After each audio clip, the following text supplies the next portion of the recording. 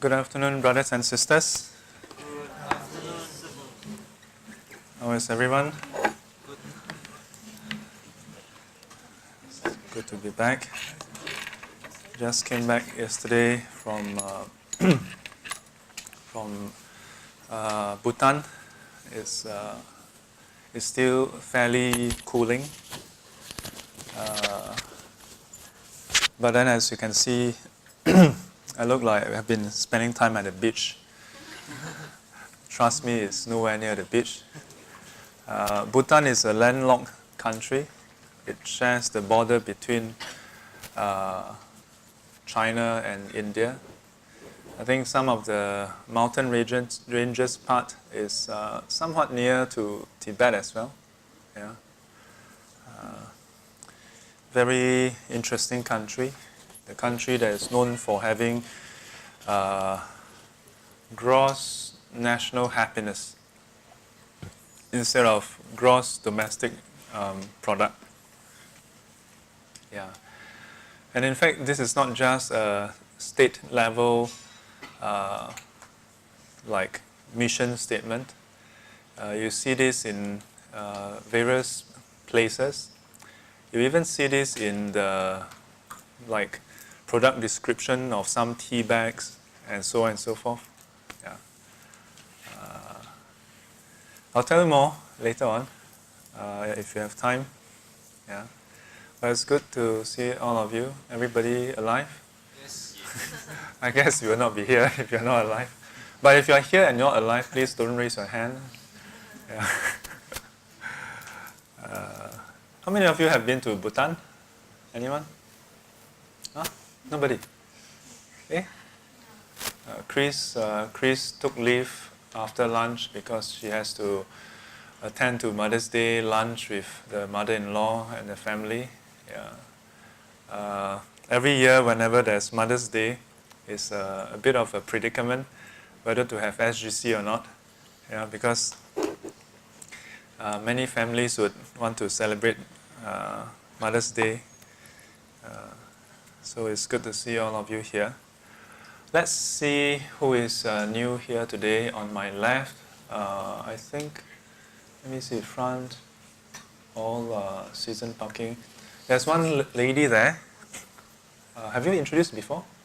Ah, yes. So tell us your name and how you got to know about this group.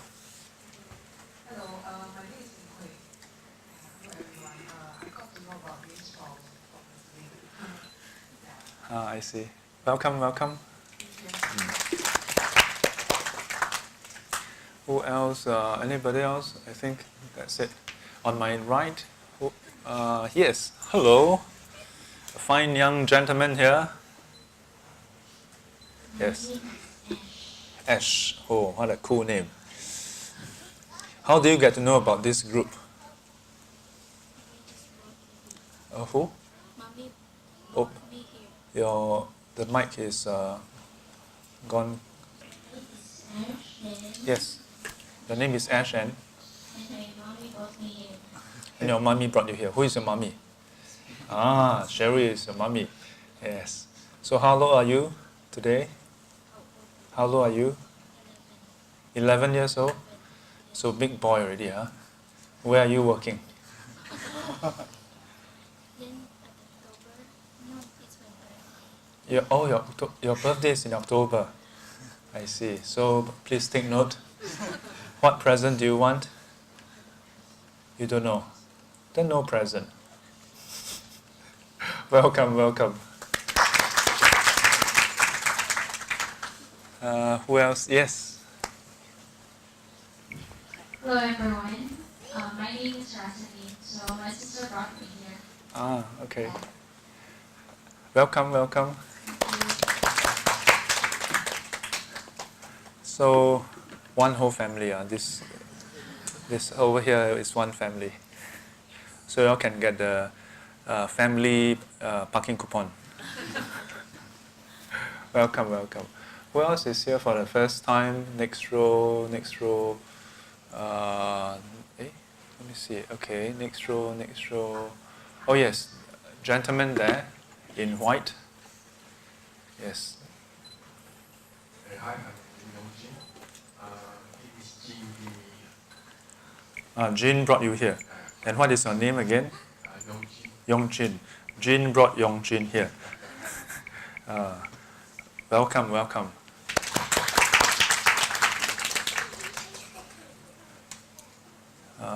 Who else is here? Let me see at the back. Everybody. How about the lady right at the back? Last row. Yes. Hello. Have you introduced before? Huh? I introduced before, huh? Okay. Good. So welcome to SGC, where we have some chanting, and then some meditation, and then some Dhamma sharing. Authentication problem. Let me see. Did I spell it correctly? She said it might be wrong. Still not very sure which one it is. Oh, You want to connect to my data. okay. What is your data? Android. Android 80. Okay, and what is the password? Closely with my birthday, 29/11. 29/11. 1986. Okay. Let's see. Got it. Okay, so connected. And then I'm going to show you something. So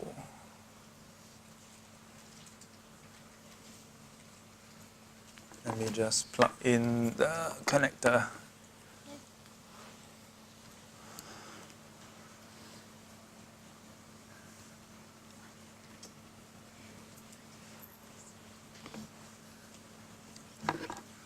Hang on.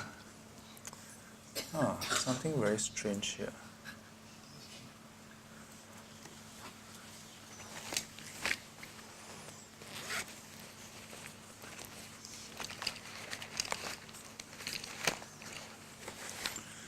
Okay, let's see.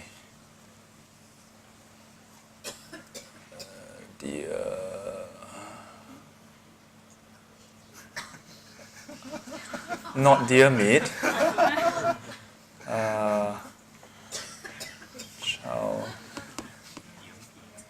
I know it's Mother's Day, but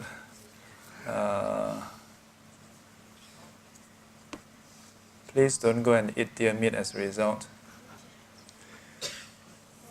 Yes. I don't know whether you have seen this before, but I thought this is something. Huh?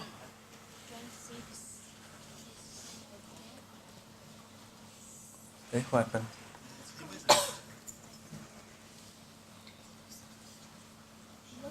How it cannot going off? Okay. Let's hope it doesn't go off again. Why does it keep on going off?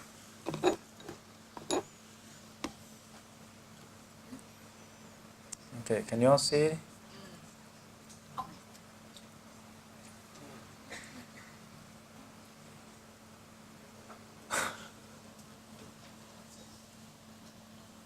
You see the other deer?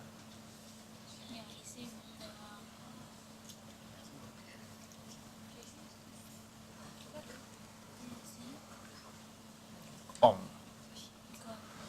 Yeah. So it's actually a very short video, about 50-something seconds. And around this time, I don't know why the YouTube just came on shutting down. Yep. Yeah. Okay. So with this, I want to wish all of you Happy Mother's Day.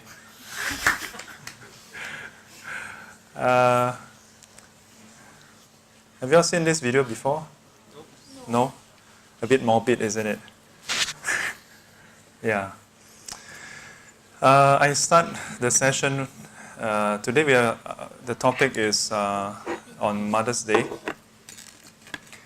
The qualities of a mother that makes one worthy of Mother's Day. Every year we celebrate Mother's Day. And children throughout the whole world are compelled to make Mother's Day card? Did you make Mother's Day card for a mother? He's like, Only when I'm compelled to. did any of you make Mother's Day card for mothers? Did y'all bring like flowers for a mother? Huh? You made flowers? Wow, made flowers. With what? With art. Ah, very nice.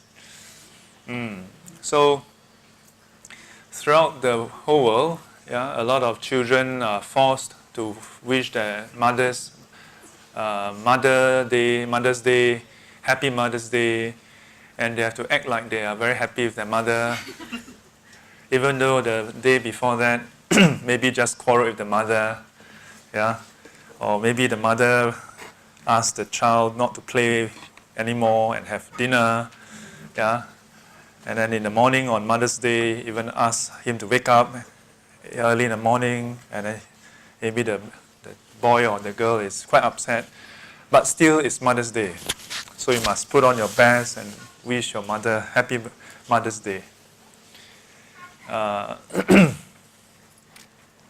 It is actually it's not a bad thing. Yeah, it is a good thing, and rightly so. Because our mothers, today is Mother's Day, is it? Today, right? Yes. Yeah.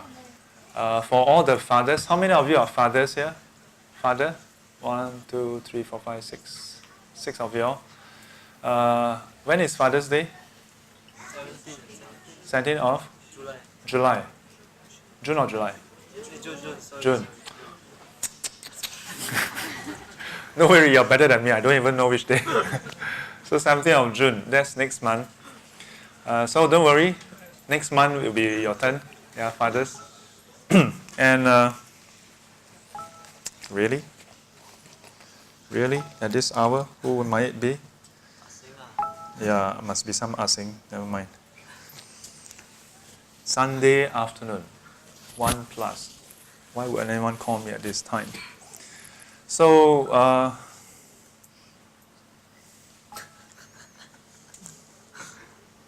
should I answer the call? How many of you say that I should answer the call? Raise your hand. How many of you say no? Okay, I'll shout. Oh, it's cut off already. Yeah. If it's urgent enough, then probably call back. In case if something happened and then appears in the newspaper, I try to call Venerable Chuan Guan for help, but then yeah, you all know you all are responsible. But I hope it's not too urgent. Yeah, but cut off quite quickly. So usually for Mother's Day, the talk would be about how we appreciate our mother. And we did that before as well. Yeah. Today, we'll do that as well today, but with a slight twist. We'll look at how we should honor our mothers, but also why we should honor our mothers. And it comes from two sides. To recognize that mothers have contributed so much to our well-being, but at the same time, that also means it also points to the kind of qualities that mothers should have. Yeah, the kind of qualities that mothers should have. Yeah. So the video wasn't quite working. It's like on and off. But I hope you all got the gist of it. It's basically this clip capturing the moment where the first deer is actually the child, yeah, moving across the river, and then you suddenly see another deer like charging, going after it, and then right at a certain point, the deer behind actually just stop. Yeah, just stop. And it is when the camera pan out a bit and you see something moving behind the second deer that it dawned on you what is about to happen. And yet, the second deer that came and then stopped just stopped there, and it seems almost as though the gaze was on the first deer to make sure that the first deer really is safe. And it may not be apparent in this one, the one I saw on YouTube or Facebook. As it was dragged into water, the deer was still, the deer didn't, wah, didn't struggle at all. The deer was just keeping up and just gazing at the deer before it. Yeah. According to the narrative, it is that the second deer that charged forward is actually the mother. And it did that to ensure that the crocodile would take herself instead of the child. Yeah. In Singapore, we rarely have to do that. Yeah. As human beings, we have quite the wild. Living in a city in Singapore, you rarely have to defend your child from wild animals. Yeah. On occasion, you read about news of dogs sometimes going a bit crazy, yeah, and then charging at kids and the parents, whether mother or father, for that matter. Yeah. Is that your child in danger and a dog charging at it? You're like, well, I'm the father. Yeah, I'm not mother, so mother is not around. Sorry, kid. Would you all say that? Yeah, I don't think so, right? Say no. Would you? Yes. Yes. Okay. You have child? No. So. It's a natural instinct. Yes. In fact, even if you are not the father or mother, most of us would do that. Yeah. Most of us would do that. But how many of us? Dear. You don't.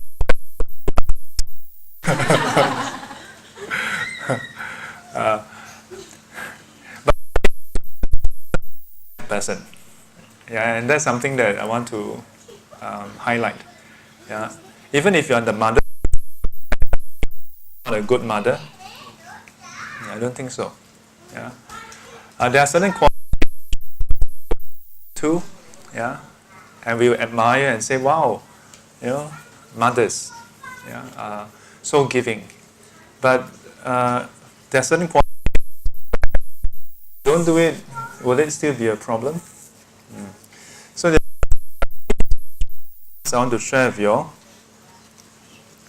And I want to just, let me see, open up.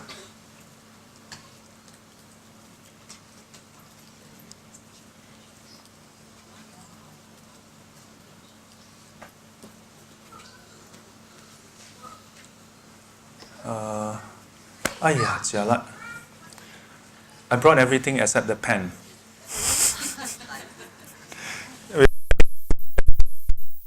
Or did I lose it in Bhutan? Nope, this is a red pen.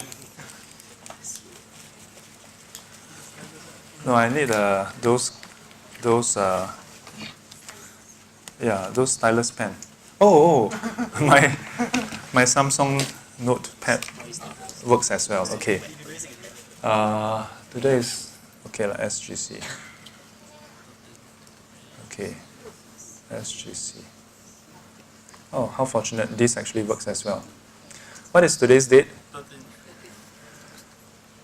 13th of May 2018. So there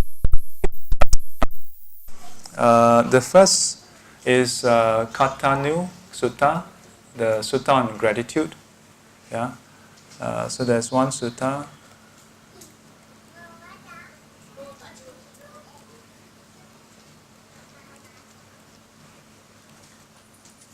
This is on gratitude. So this sutta is found in the Anguttara Nikaya, Book 2. And in this sutta, the Buddha highlighted not just mother. In the first part of the sutta, the Buddha said, there are two kinds of people in this world. Those with integrity and those without. In other words, there are those who with integrity is considered a good person, and those without integrity are not so good person. And he said, and who are those with integrity and those who are without integrity? And the Buddha then said, those with gratitude, those who know a kind deed done, and return the kindness, those are persons who are good, who are with integrity. And then there are those who do not recognize any kindness rendered, who are not grateful. These are those without integrity. Then the Buddha, in the second part, then highlights that whose kindness to us is hard to repay. The kind of gratitude we should have for them is immeasurable. And who are the two? Our parents, father and mother. And in this sutta, then the Buddha said, even if a person were to carry one's father and mother on their shoulder for 100 years, and for 100 years were to care for them with the parents on the shoulders, and nurse them, feed them, take care of them, and even offer them treasures and everything. For 100 years, such a person would not repay the kindness of the parents.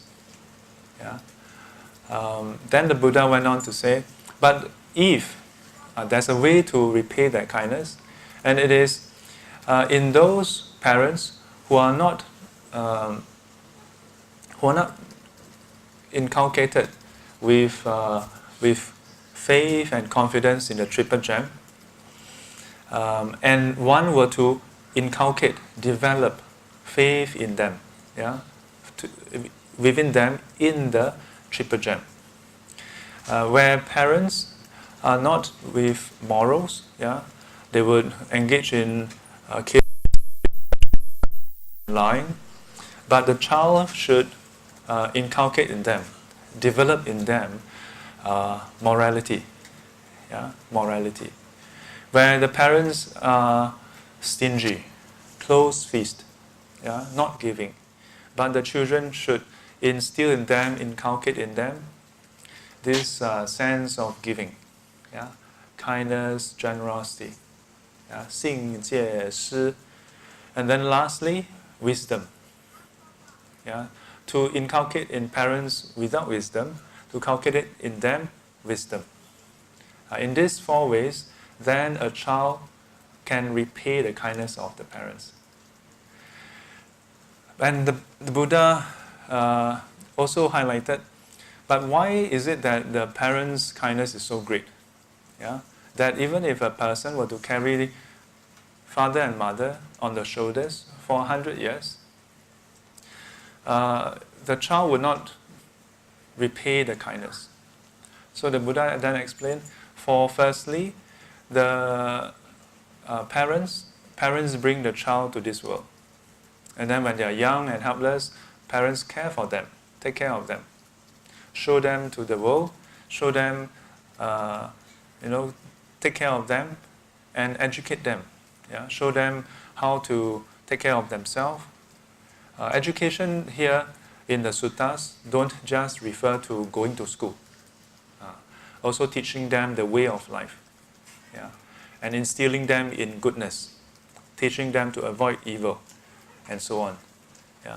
In so many ways, it makes the debt, the kindness that our parents have given us, not trivial to repay.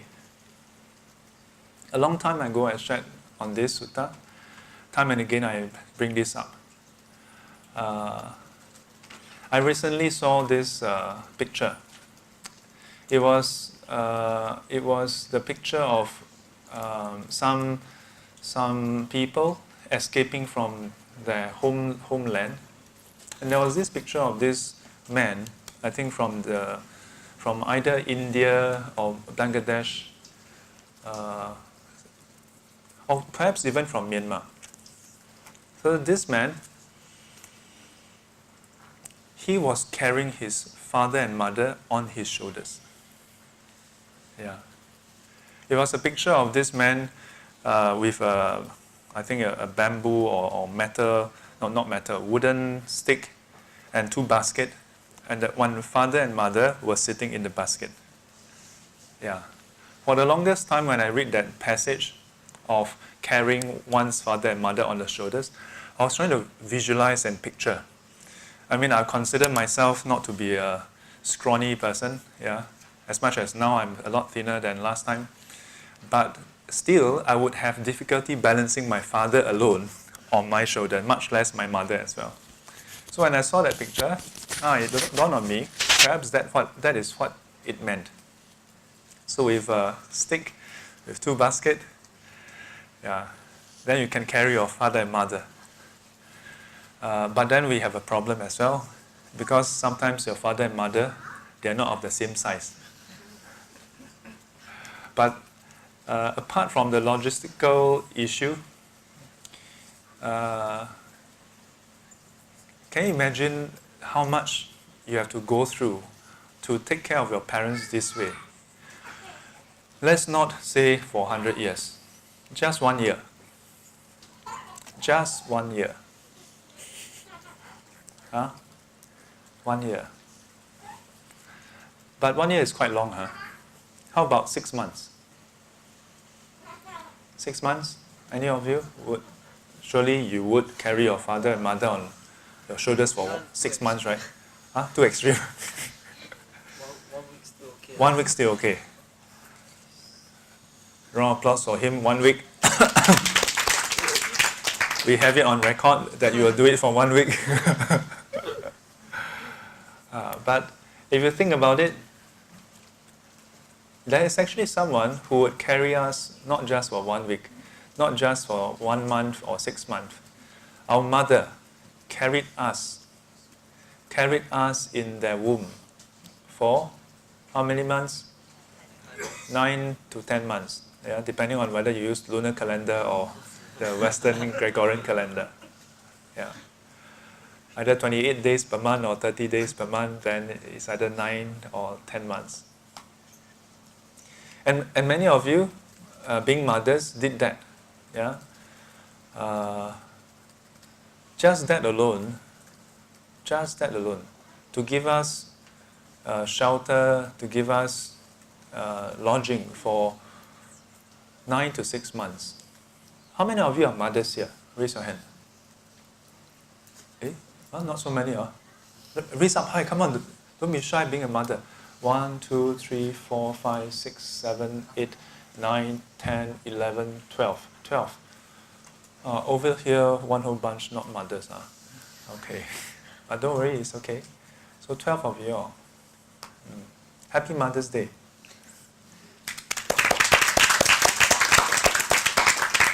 Yeah.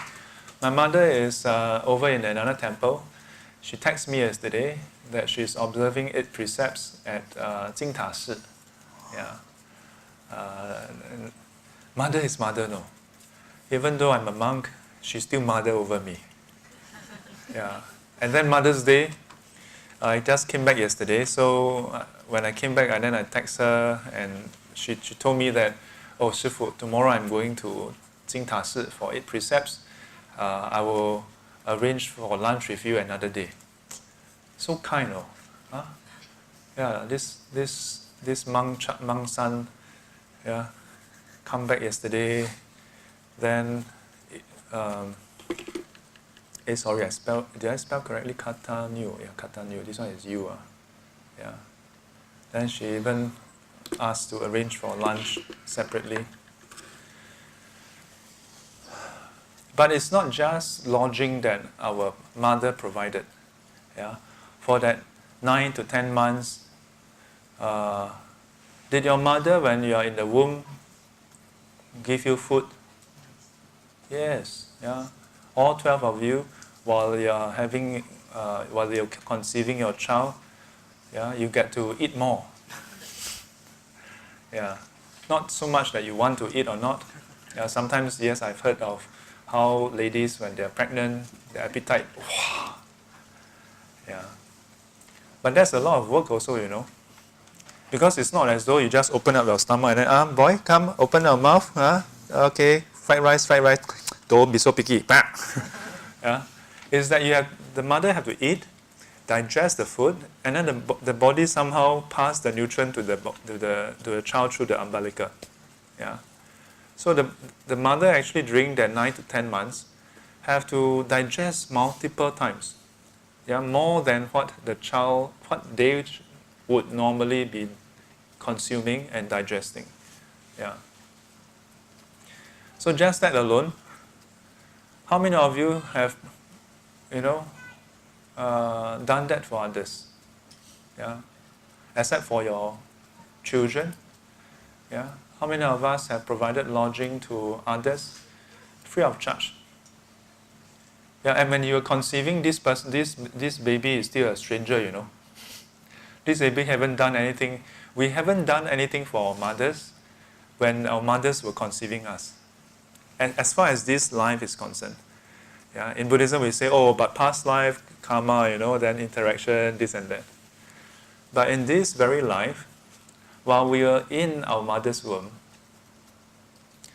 our mothers don't know us yet. And when our mothers go for the first scan, last time no scan, just wait until the thing come out. Nowadays, once you reach the first trimester or something, then you go for a scan, then after that you check, monthly check or weekly check or whatever check. Yeah, then after that you go for a scan for the gender, all kinds of things. And throughout this whole process, well, not that we didn't do anything for our mother. We do. We do a lot of things for our mother. We give our mothers a hard time. Yeah? We turn and we kick and we move around. We give our mothers a lot of discomfort. We do things. We do things for our mothers. For the first 9 months to 10 months of our life within our mother's womb, we give our mother some level of discomfort. But not all, of course. Not all. I've heard of mothers who say that, their child, okay one. Yeah, throughout the whole pregnancy, barely any morning sickness. Yeah, no churning. Yeah, the baby just sit down there, meditate. Yeah, and then only up to the last part, then do the turning cycle, and then whoop, come up. Stand up. Ta-da! In fact, this morning, or last night, I just saw this article about the baby who just being born can walk, Yeah. I can't remember the title, otherwise I'll search and show you. Later on, we try, okay? When I saw that, I was like, I think I shall show this during the Vesak Day celebration. Because the Buddha is supposed to have walked 7 steps. And all these years we are like, Yeah. But then now there's a kid, because now there's handphone camera. Yeah. But did we do that when we were born? We didn't. Yeah. The nurse and whoever was there had to carry us, clean us up. Yeah. Giving birth itself is a life and death matter. Not just cesarean, even non-cesarean, normal childbirth is actually a dangerous operation. Yeah, carries quite a lot of risk. Yeah. It used to be that in the process of giving birth, for the child and the mother to survive it is actually something to celebrate. Yeah. For the longest time when we watched movies last time, yeah, where the character in the movie, yeah, is conceiving and then delivering, and then the doctor come out, and then the father is like, how? And then the doctor will say, mother and child is okay. If it's a normal thing and confirmed it will be okay, then what's the big deal? You don't have to report that, it's done, come on, just go in and collect your son and your wife. Yeah, just move out. The next mother is going in. It's not. Until today, it's still a major thing. Yeah. In some cultures, as a result, they call the birthday 母难日. Yeah. Some senior monks told me that actually this came from the Japanese culture. Yeah. The interpretation of some of this. But if you think about it, whether it's a Japanese thing or a Buddhist thing, it is a day where our mother goes through much hardship for the most part. For sure, with modern technology, mothers have it slightly easier. Yeah, there's a lot of medication that can help ease the process. There's a lot of medical professionals who are there to ensure that things go well. Yeah. But the fact that they are there, it shows something. That the default is not an easy thing. You know? Have you carried your mother before? Never. Huh? But are you taller than your mother? Almost, huh? So, does your mother still carry you? No. When is the last time your mother carried you? Can't remember. When you were 2 years old? Or 2 years ago? Can't remember already, huh? Even after giving birth to us, for many months more, our mothers and father, of course, would carry us. Yeah? Why? Because among all the mammals on Earth, we are the few, if not the only, mammal who cannot walk. Yeah, after being born. Yeah, and we cannot walk for how long? When do kids start to crawl? I mean, you all know better than me. I don't have any kid before. Huh? 6 to 7 months. 6 to 7 months. For you? 5 months. Oh, fast. Energy. Oh. Try to understand that some insects don't even live for more than a few weeks. And we have the luxury of taking our own sweet time, you know. Like 5 months. Yeah? For you, faster, 5 months. And for some of us, 6 to 7 months. Or even 9 months. I don't want to walk. And then, after kids learn how to crawl and walk, do we just decide, okay, you know, I'm fine, now I can walk? No, we don't. Yeah, I've seen so many toddlers. Yeah, they can walk, then suddenly they'll, Mommy, how, Mommy, bao, bao. Yeah, especially when there's a second child. If it's just one child, yeah, after 6 months to 9 months, then you know how to walk, know how to run, then chonga, yeah. But maybe after the child is 1 year old plus, then the mommy conceive a second child, yeah, and then the first child, yeah, the evolutionary trait kick in, kanchong already. One more coming to vie for attention. Then you'll see that, do you have a younger, are you the only child? You don't know. You have no idea whether you are the only child. Quick check. Do you have younger siblings? Brother or sister? No, you are the only child. Okay, next time someone asks you, are you the only child? You say, yes, I'm the only child, okay. So, in many cases, when the first child sees that there's another child, then some of you would know, most of you would know, all the mothers, you all taught you, Shifu, you want to tell me, we are the expert. But isn't it true? When there's a second child, sometimes the first child go reverse, ke belakang pusing. Yeah? Initially know how to walk. When you see the second child getting carried, suddenly the first child, I don't know how to walk. I need pao pao. Yeah, this happens. And what do our parents do? What do our mothers do? Carry carry too. Yeah. Yeah, carry. And then after that, have to feed some more. Carry and feed.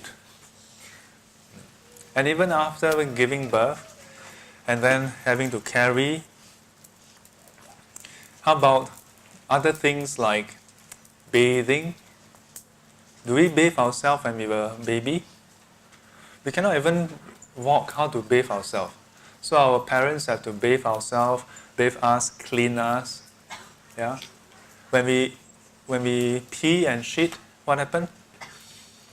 They have to change the diapers. Yeah.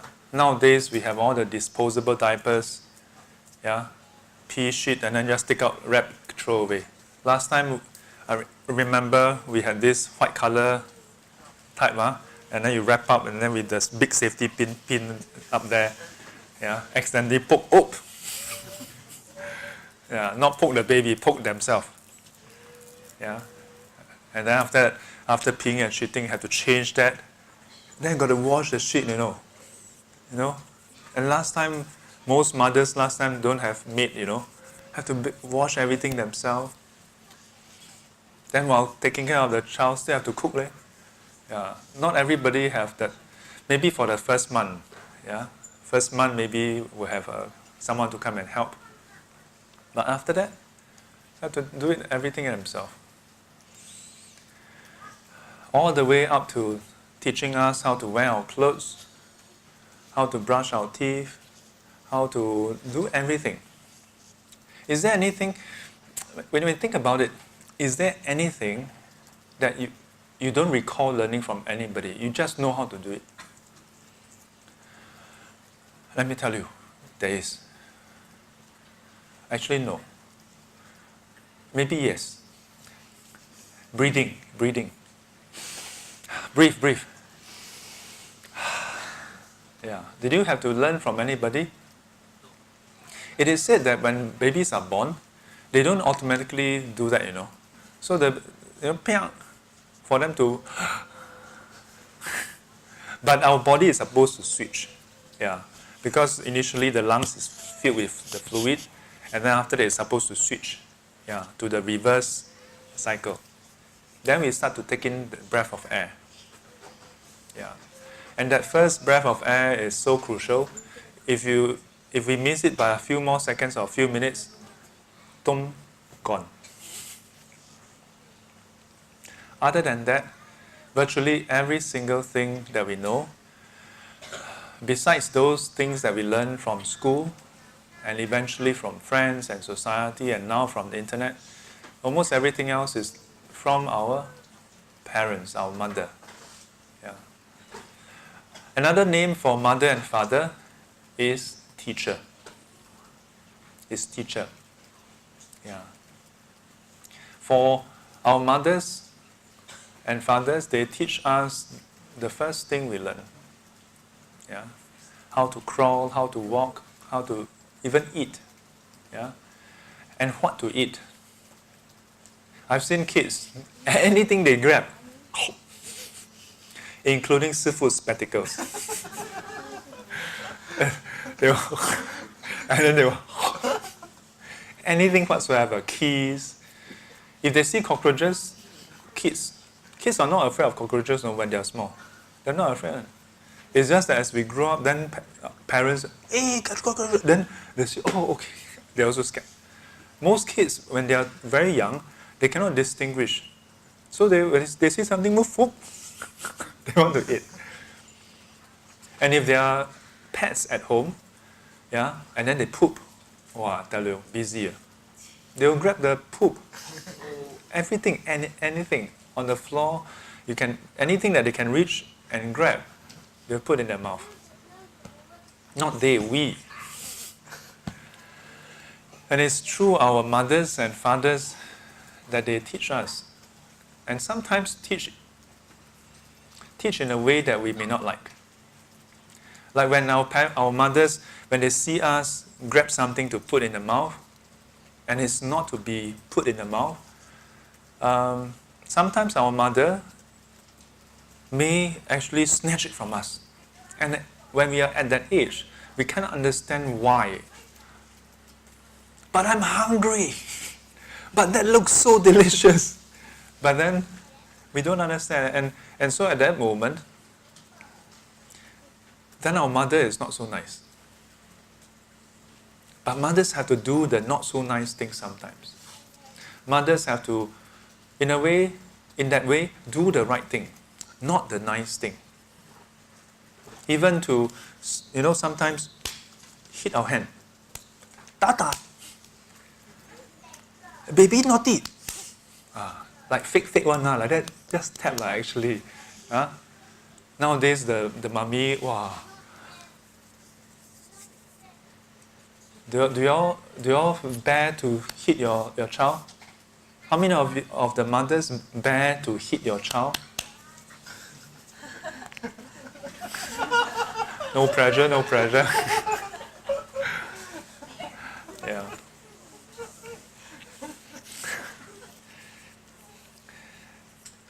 I saw one mother. To protect her identity, let's just call her Mother. Mother D. I've shared this story before, so if you can remember, you know roughly who I was referring to. No one here, don't worry, no one here. The daughter was maybe 3 to 4 years old, and then like to climb up and down the table, chair, the bed, and climb up, because it's very interesting. I mean, to be honest, to be fair, the first time you learn something is very fun, it's very interesting, and you want to show the whole world that you can do it. Yeah? Not when you're all grown up like that. And when you're all grown up like that, you don't want to do it anymore. Yeah, you want me to do it? Pay me. Yeah, kids, you don't have to pay them to do anything. Yeah, go and fold the clothes. Yeah, let me fold the clothes. But once you know how to fold the clothes, you don't want to do it anymore. When you don't know how to fold the clothes, you want to help mommy fold the clothes. Once you learn how to fold the clothes, you don't want to do it anymore. Human beings are so strange. And so that child climb up, climb down, climb up, climb down. The whole family keep on telling the small kid, don't climb and climb down, you'll fall down, you'll fall down. The one, let me show you how I climb up. Then climb down, then climb up, then climb down, then climb up, then climb up. Couple fall down. Oh, then the mummy run in. Do you know what the mummy said? Sorry, mummy, sorry. Huh? Yeah, the mother was apologizing to the daughter for the daughter falling down. In my time, if it's me, if I fall down, I will. So for the child, kapok, then for me, when I was a child, I fall down.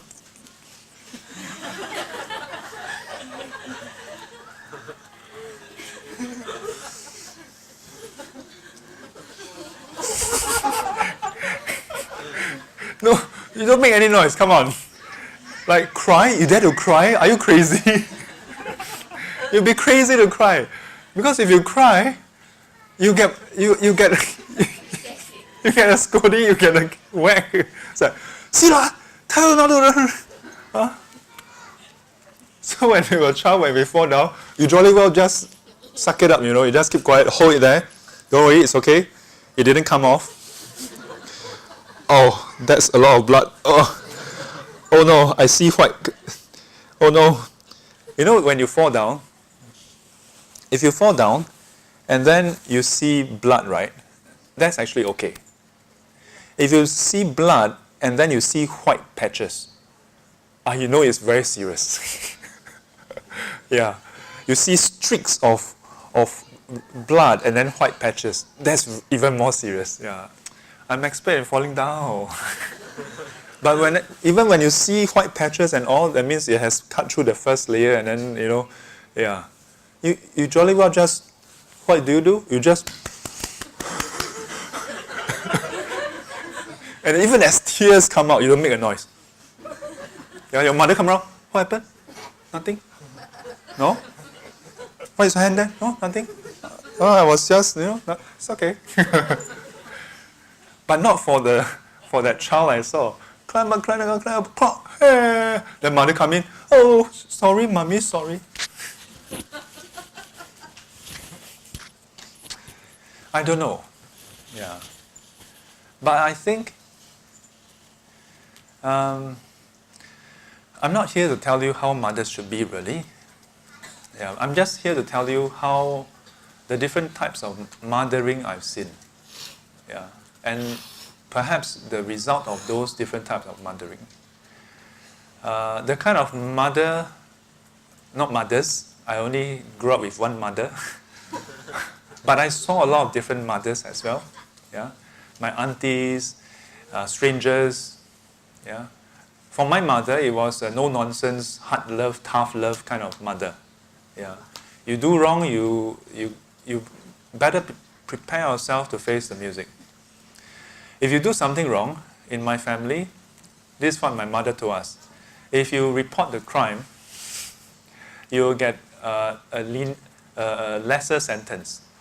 If you don't report the crime and it's reported or is discovered by your mother, yeah, then you jolly well admit to it immediately. You will get the full penalty, but not so bad. Yeah, slightly more than if you report yourself. If after being discovered you still deny, you get the full whammy.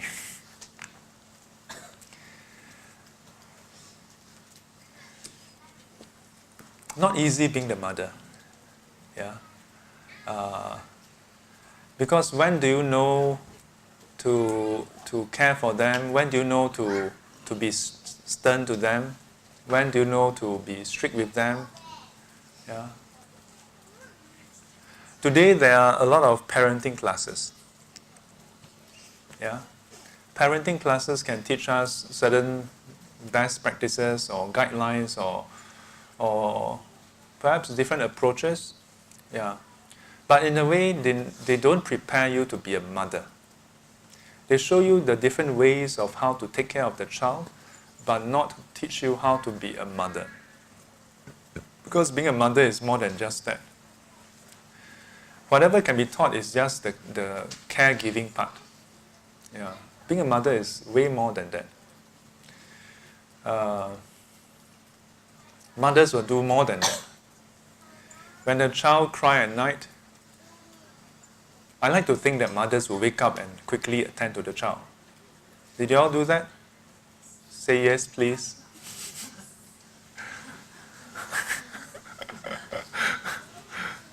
I don't see anyone saying, yes, I did that. Did you all do that when your child cried in the middle of the night? Did you all readily wake up? Yes. Did you cry in the middle of the night? You don't remember. Did he cry in the middle of the night? He did. How many times? Many times. Uncountable. Oh, she's like... Yeah. We all did. And yet our mothers, they would wake up and then tend to us. If mothers don't do that, and fathers also don't do that, you know what will happen? What will happen is human race will go extinct very quickly. Yeah. So there are many great things about mothers. Yeah. But sometimes mothers, as I've said earlier, have to make the tough decision. Yeah. Not just to care, not just to love, but also to discipline. Yeah. Also to discipline.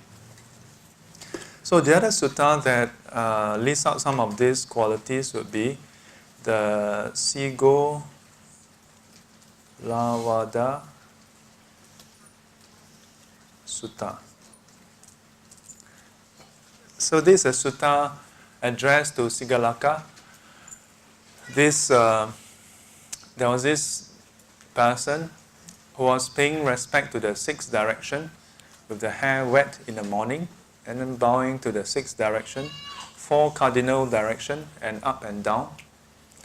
And the Buddha asked him what he was doing, and he said that his late father had advised him to do that, saying that by paying respect to the six directions, it would bring him welfare and fortune and things like that.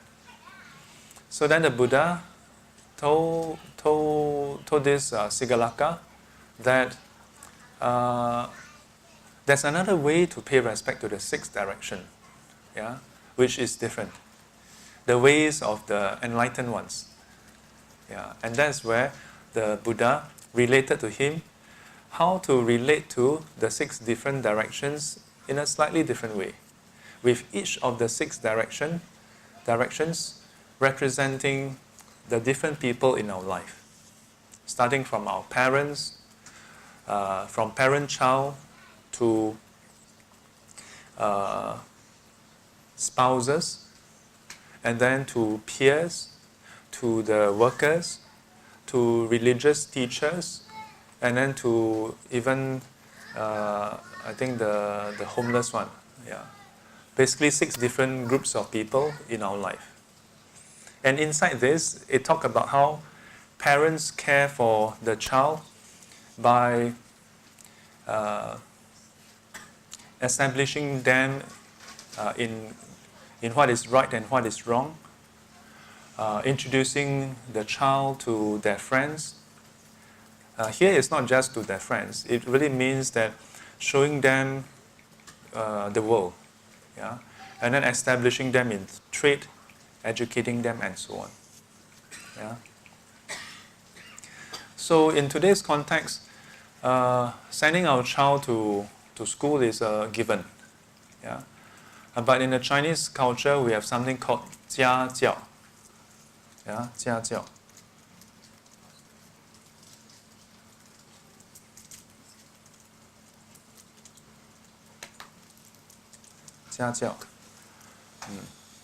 Do you all know what is 家教?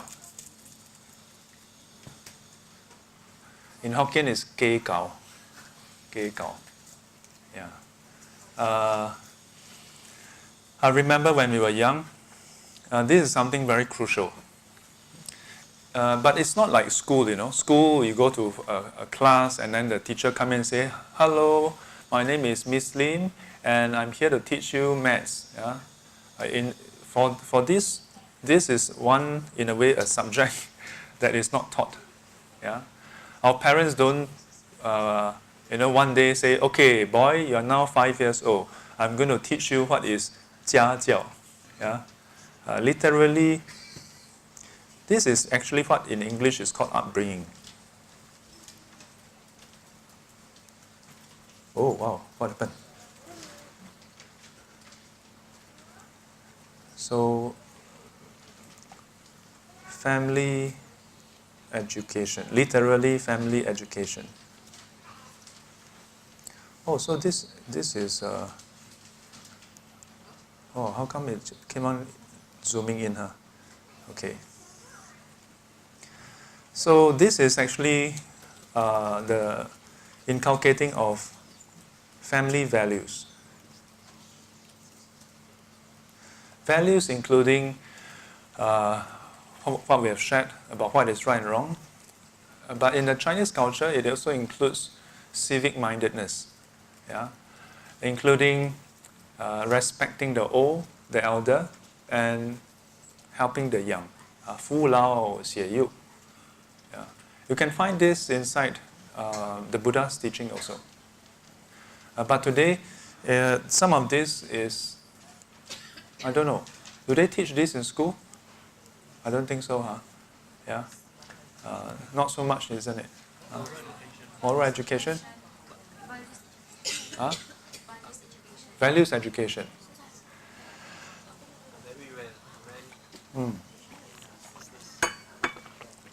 So today, how many of you came for lunch? Quite a majority. So the first thing I did when we arrived in the kitchen area was to stop the kids from eating. So the students in the Dharma school here, they were very happy to have lunch. So they came forward, and when I arrived, I told them, wait. The elders shall come first, and then you all have to wait. You all will not eat first. Yeah. And they'll look at me stunned. And one of the boy who is older, he said, okay, we wait. And it was quite funny because one of the girl, she was quite upset. And then she pointed at me, "Who are you?"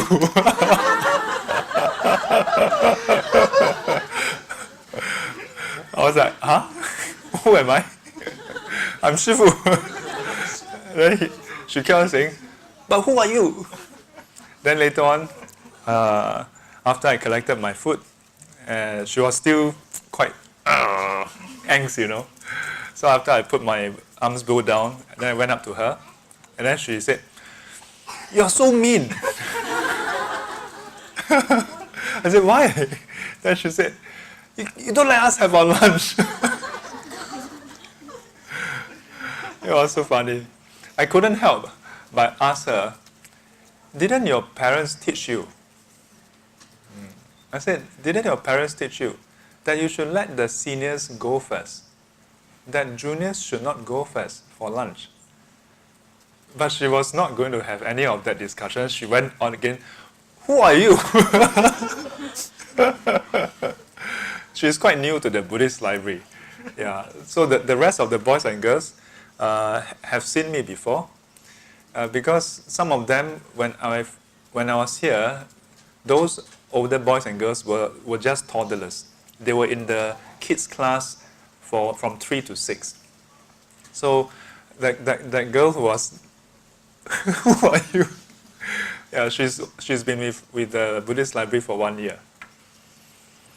But the interesting thing is, I didn't mean to ask her about her family upbringing, but I just very casually, like, I was just like, "Didn't your mother teach you, your family?" But it didn't affect her at all, and that's to me more worrying. Yeah, that's to me more worrying. At some point, I asked her, "Who is your teacher?" Then she said, "Juliana." I said, "Juliana is my student."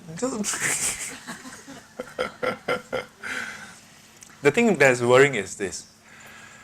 Because I remember, even in primary school, if anyone were to say anything to criticize or insult my parents, I will not have it down. Yeah. If you insult me, you say that I'm stupid looking, you criticize me, whatever, you can say anything. Yeah. But you just say one thing about my mother or father. Oh, I tell you, you say that again? I tell you, what flip table, I'll throw you one side. Oh, I tell you. Yeah, last time it's like that, Last time, if you're outside and you misbehave, when strangers see you, last time, if you are outside and you scream and shout, strangers will look at you and say, 没家教. Yeah. And that is a very grave insult, Why you feel very, wow. Partly also because your mom will really whack you. But it is, in the past, that is a very grave misgiving. Not them, not the person who said it, but we would feel like, oh, we have done great disservice to our family, to our parents, because when someone say that you don't have 家教, it means nobody teach you anything. They are basically questioning your mother, in particular your mother, because in the past the role is very clear. Father go out to work, bring back the bread, and then mother is in charge of the ongoings at home. Yeah, and you wouldn't want your mother to be put to question, Yeah. So, I mean, the incident was more funny than anything. Yeah, but then it dawned on me that when I said, "Didn't at home your parents didn't teach you?" I didn't mean it as an insult. But then when I saw that the child didn't register anything, I realized that, yeah, for the child, it was an alien concept. Yeah, because from young, our parents would tell us, "Don't misbehave outside. Later people, scold you. 没家教." And so even teachers in school will tell us about that. But nowadays, I don't think, even if there's the subject on what value? Moral value. I don't think they talk about this anymore.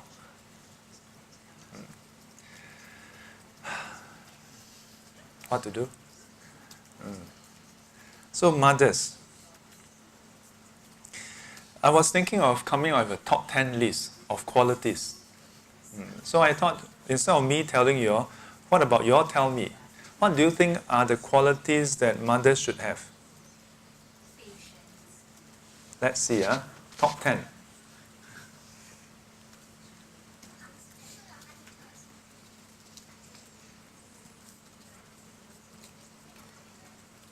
Oops. Number 1, patience. Do you all agree? Patience. Number 2, we'll just write down and we can modify, okay, don't worry. Number 2, what other qualities? Loving kindness. Wow, that's a very Buddhist term.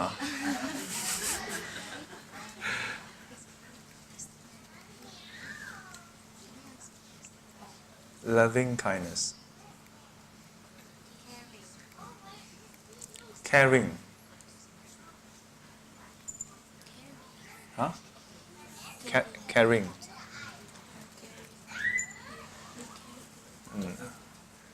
What else? Huh? Responsible. 凶啊，是排坦啊。Sorry, let me just do a undo. Responsible.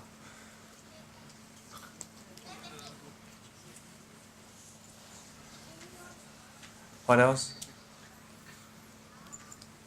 What else? Mothers? We are all children, right? We are all somebody's children. What other qualities would you say that is important for mothers to have? Understanding. Wow. Oh, mommy told you, huh? And from understanding, then mommy should be forgiving. Forgiving? Yes? Would you like a mother who is not forgiving? No, you're wrong. Punish. Stay in your room for the rest of your life. Huh? Resilient, yes.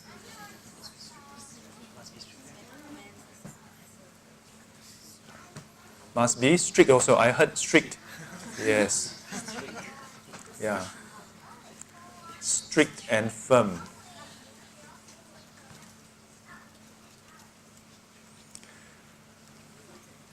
I heard professional. Hi, I'm a grade 1 mother. I've been given 1,000 hours of training as mother. I'm a professional after all. How about consistent? Consistent and firm is quite similar.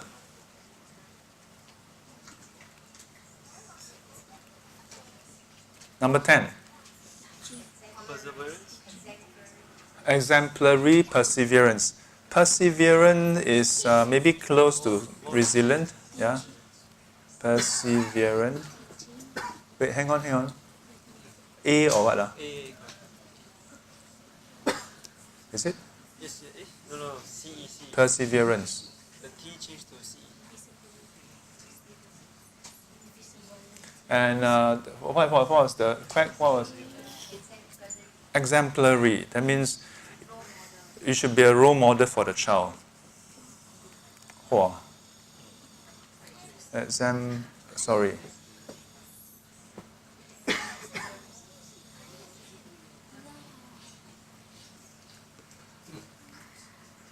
How come my writing today is like small kid writing? Exemplary. Top 10. Maybe we need more than 10. Anything else? Self-sacrificing.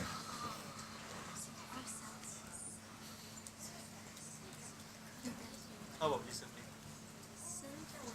Sacrificing. Disciplined.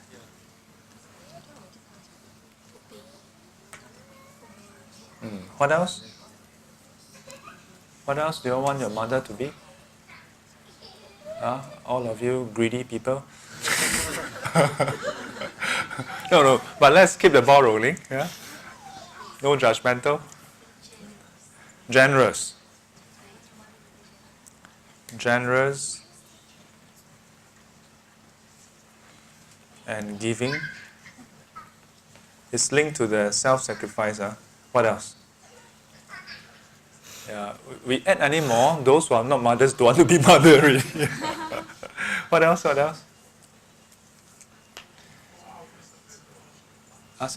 24 hours available.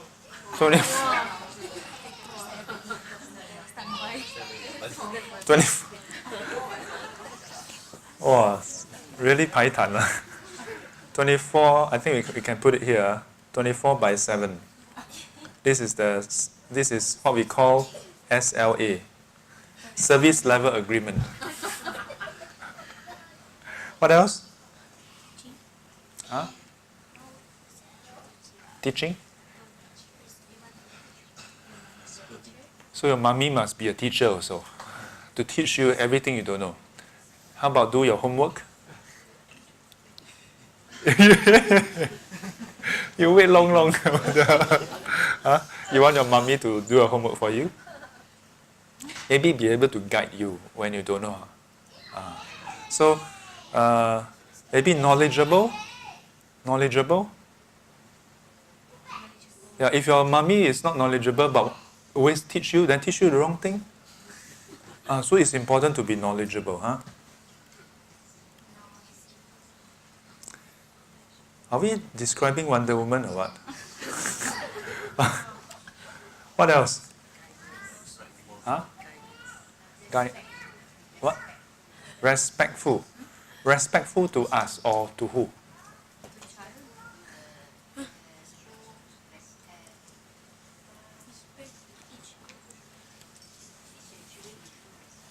Teach the children to show respect. So can it be under exemplary? Maybe? Yeah? So there are many things like values, such as respect, and so on. Now, maybe there are more that we can think of. Yeah? But if you look at all this, all these are about how the mother is to us. Patience for us. We would like our mothers to have patience. Yeah? Having patience and then being understanding and forgiving. Wow, wonderful. Now all these are qualities that we hope our mothers would have. At the same time, perhaps it's important for us to have these qualities towards our mothers. Are we patient with our mothers? Because our mothers are imperfect. This is almost like a perfect being, you know. But our mothers, like us, they are imperfect. Like my mom, she's in the 8 precepts, so I can say what I want to say.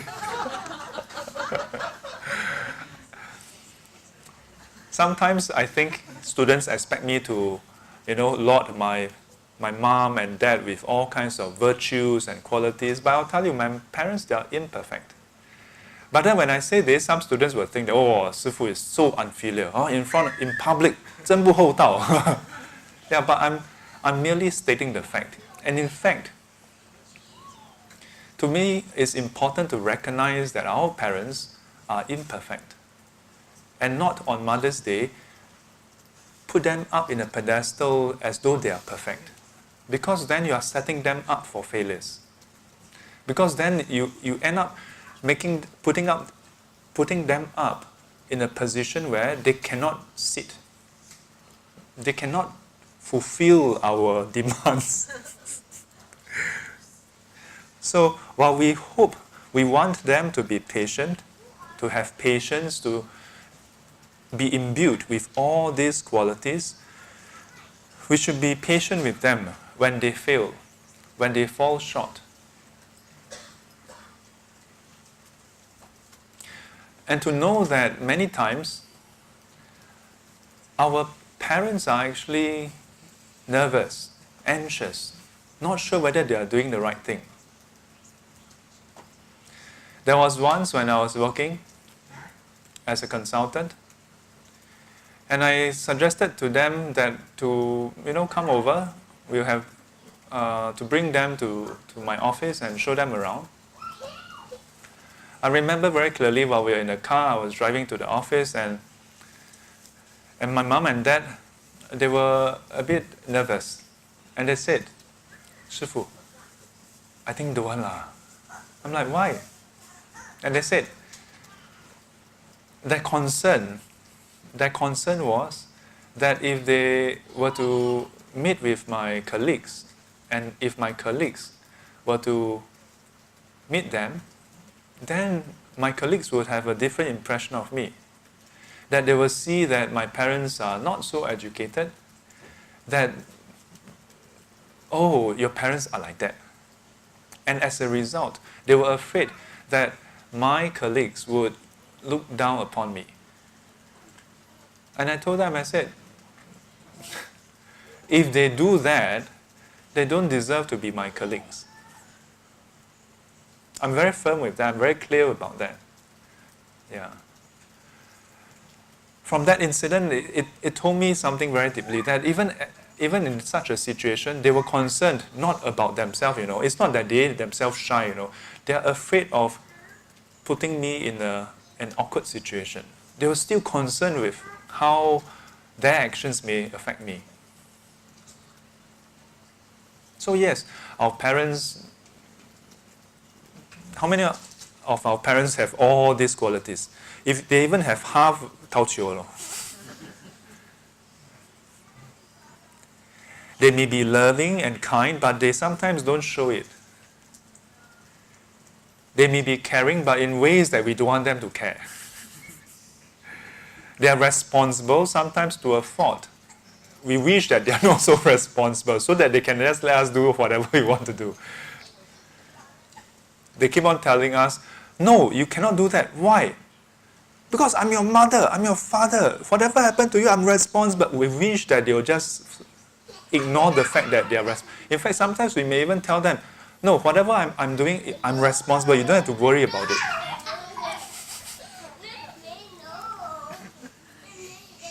We wish there'll be more understanding. But how many times they wish, without knowing, they wish we are more understanding of them as well. Because comparatively, we are more informed, we are more knowledgeable, we are more empowered to deal with life in modern society. But they are not. Being a monk, sometimes when students bring me out for lunch, I'll be like, "Wow, what is this place?" Sometimes they tell me, "Oh, we're going to this place, this very special Western restaurant in Orchard." And I thought I know Orchard. When I go there, "Wow, what is this place?" What, 163? Is there a 163? 31? 313, First time I heard 313, because in the last 1 year of NS, or last 1.5 years of NS, I was in this unit called 313 SCE, Singapore Combat Engineers, 313 Brigade. So when some students told me, "Oh, we're going to 313, I was like, "Huh? Wow, our brigade has a shopping center." And just imagine, even for me, just because I was away in US for 3 to 4 years, and then when I come back, I don't go out so often, I get lost, Not literally lost, but lost as in there are so many new buildings, new places. And many times, parents face that challenge. Not just with landmarks, not just with buildings, but concepts. Concepts. In Bhutan, I was sharing with them about this courtesan Ambapali, and I was trying to explain the concept of a courtesan or someone who is in this field or this circle. And then I mentioned Paris Hilton. And then some of the younger participants said, Shifu, that's passé already. While we hope that our parents can be more understanding, perhaps we should try to be as understanding that the exciting world that we are looking forward to is a very alien one for them. Very different for them when they grow up. I used to wonder why my father in particular would be very apprehensive when we buy things. You know, when we buy things. Then it dawned on me that, yeah, I grew up with the notion that $50 is a big deal. But today, you ask a small kid, is $50 a big deal? Yeah, see, very matter-of-factly. Yeah. But most of our parents grew up not seeing $50 notes. $5, $10 notes was a big deal. Because my mom, when I was young, would always say, last time, Hammy, yeah, 10 cents, 20 cents. When we were in primary school is usually cheaper, you know, and we really have 10-cent noodle. But outside was already $1.10, $1.20.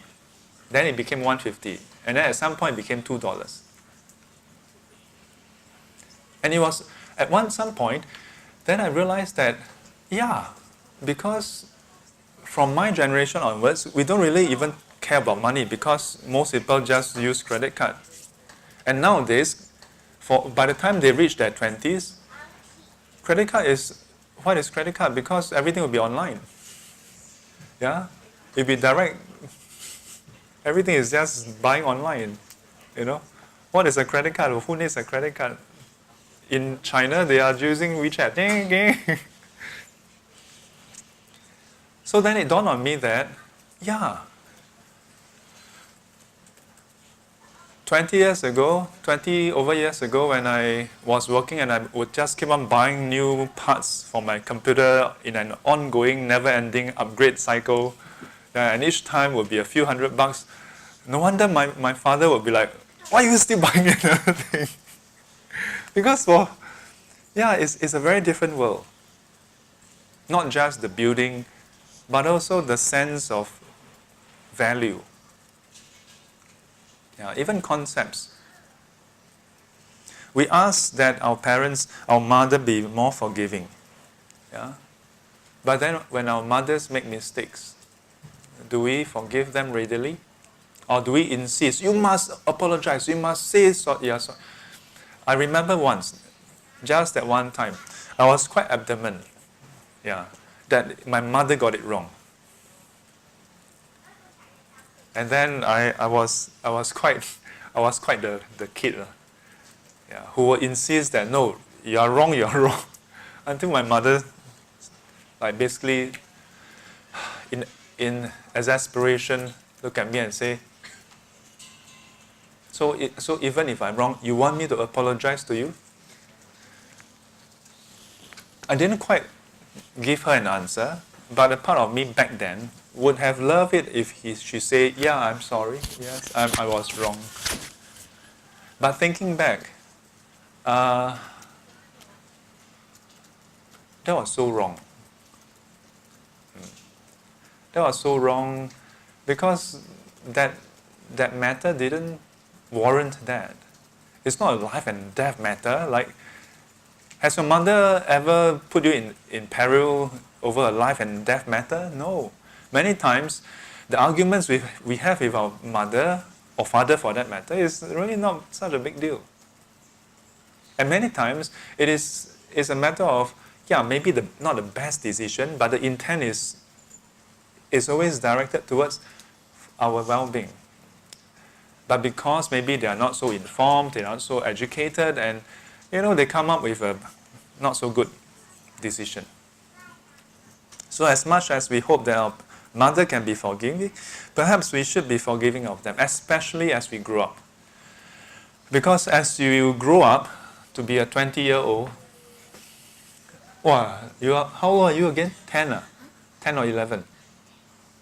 How old are you? 11. And then you're hitting your back. Backache already, ah. Hiya. Not used to staying still. Then you must consider it like a computer game, 10 seconds is the first level. Second level, 15 seconds. Third level, 20 seconds. Big boss, 1 minute. Challenge yourself. By the time you are in your 20s, which is 10 years later, how old are you now? 31. Your mother will be 41. Still young, by any standard. But by the time you are in your late 20s, your mother will be reaching 50 already. By the time she reaches her early 40s, she will start to feel a difference in her physical strength. But externally, you will not see it. She will start to feel tired faster. And recuperation will take longer. When she catch a cold, you barely notice it now. In 10 years' time, when she catch a cold, you will still not notice, but she will notice that she need to take more rest. And you will wonder, why is your mother, always forgetting things? Yeah? And why is it that your mother and father will start to take more and more time to prepare? Yeah? That when it's time to go, why are they so long? But remember, when you are a kid, you take forever to wake up, you take forever to bathe and do everything. And our mothers are always there to drag us here, drag us there, sometimes to our displeasure. And we expect our parents, our mother, to be resilient and persevering, to have perseverance, to never give up. Never give up on what? Never give up on us. To never give up in their duties. To serve us. Me.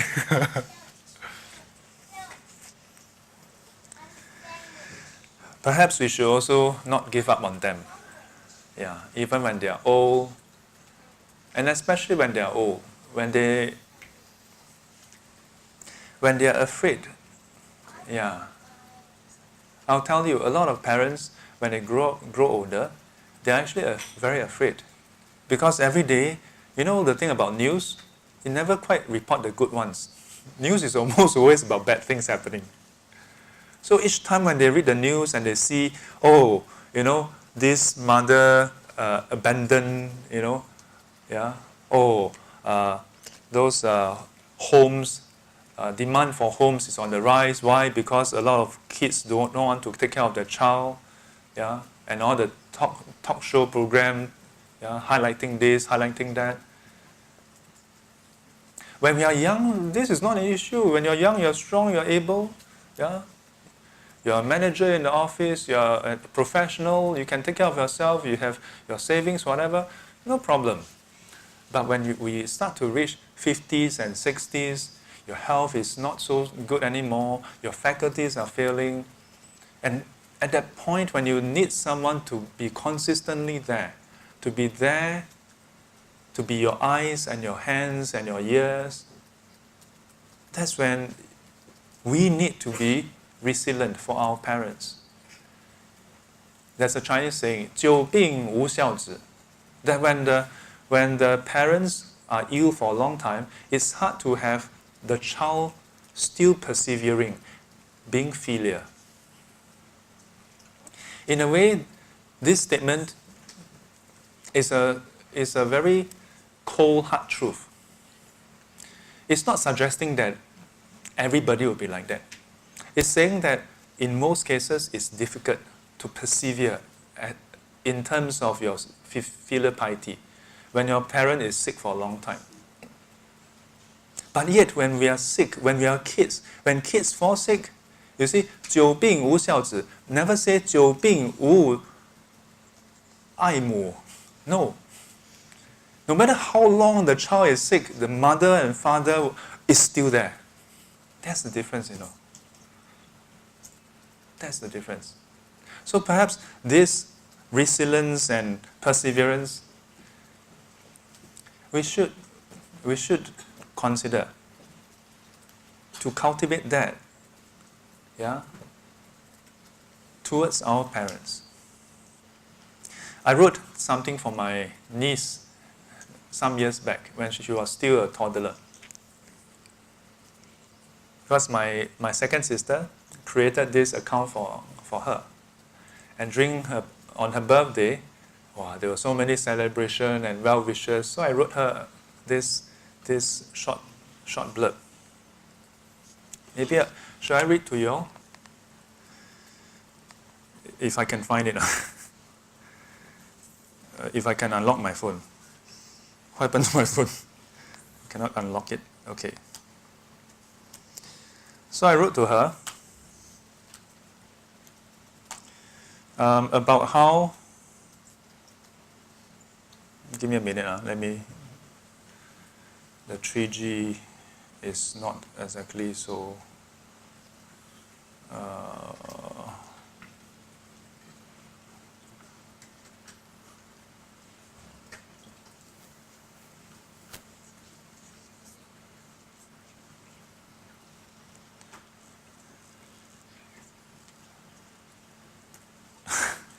I surprised myself. I don't know how to use Facebook. Where are the notes? Where are the notes that we write? How come I cannot find it over here? Saved, local, see more.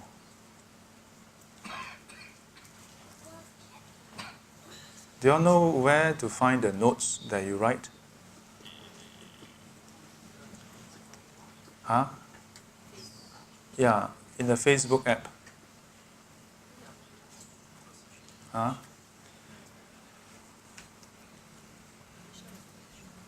I really don't know where. Let me try. Huh? Let me try.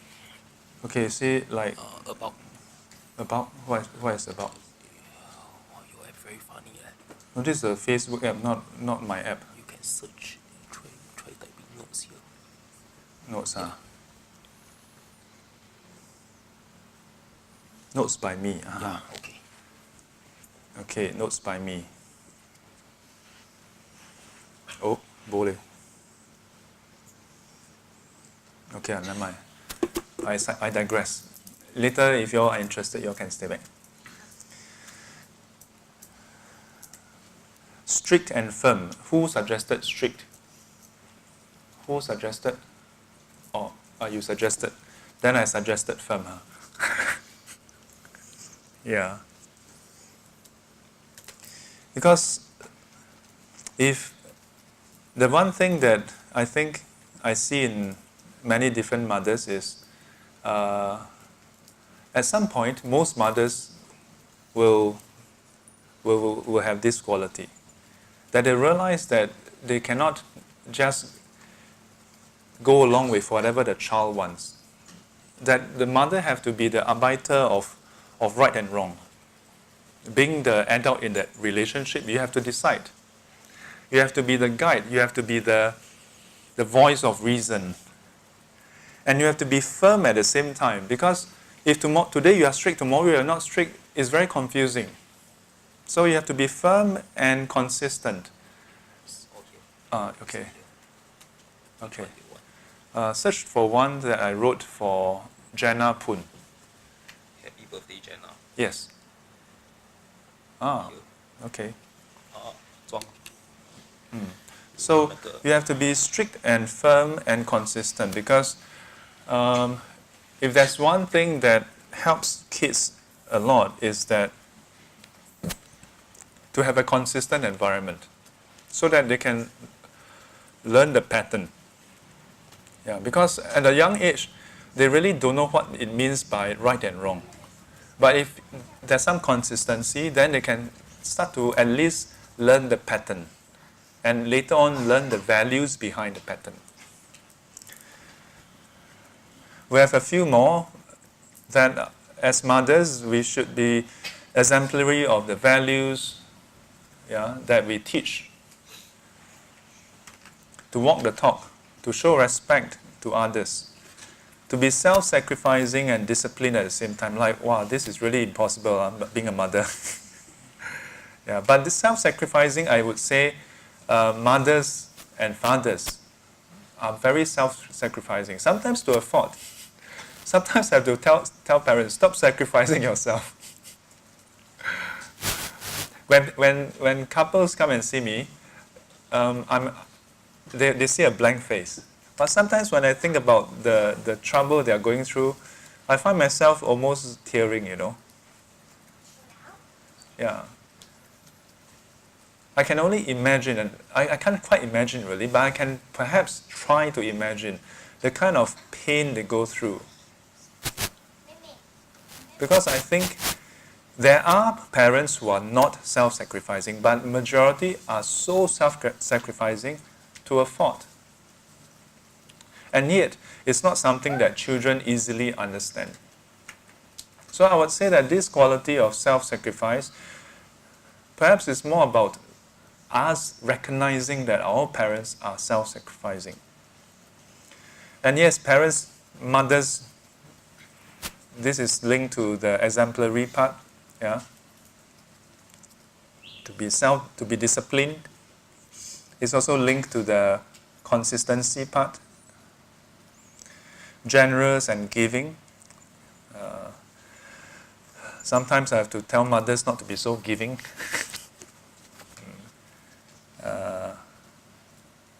I don't know what I'm writing here. Knowledgement. Knowledgeable. I want to wrap up here, reading to you all this note that I wrote to my niece 7 years ago. She's now in Sec 2, so she was in P1 probably, back then. I wrote, "Happy birthday, Jenna. A whole world awaits you. The laughter, the joy, the dreams and hopes, the tears and heartaches, that's for me, for having a venerable for an uncle. When you read this one day in future, do remember. When you give open-handedly. When you take graciously. When you care genuinely. When you smile sincerely. When you argue to find the truth, not to prove yourself right. When you scold gently. When you meditate, please stop opening your eyes. When you cry your hearts out. Keeping the tears in does not help. When you laugh with others, not at others. When you forgive, don't become dementia and forget. To be able to forgive without forgetting is true forgiveness. And when you love unwithholdingly, love without regrets. Continue to bring joy to your ama and akong, to your mommy and daddy, your 大姨 and 大姨丈, 小姨 and your brother and cousin. Happy birthday, Jenna. May you be guided and protected by the Buddha, Dharma and the Sangha. P.S. Facebook refuses to let me write a birthday hello to my niece that is more than 1,000 characters.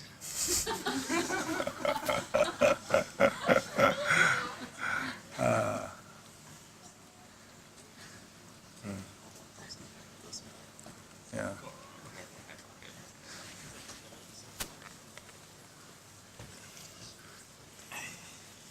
So, happy Mother's Day to all the mothers. The last sutta I want to share with you all is aptly called Mata Sutta.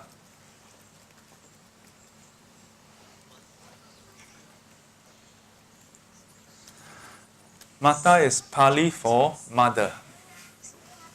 For mother. And in this sutta, the Buddha shared that we have been going through samsara for so long, since beginningless time.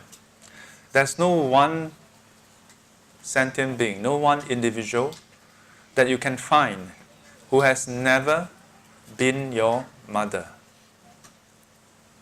So happy birthday, no, not happy birthday, happy Mother's Day to all my dear mothers of past.